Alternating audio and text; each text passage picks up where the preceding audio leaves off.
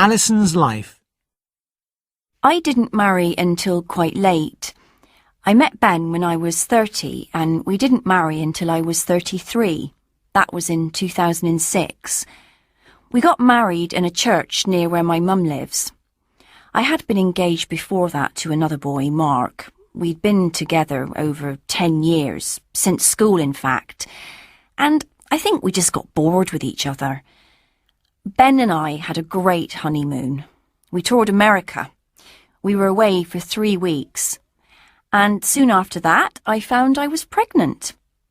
That was Ellen, our first baby. She was born the year after we got married, and 2 years after that, in 2009, we had the twins, Tessa and Tom. They've been keeping us busy ever since.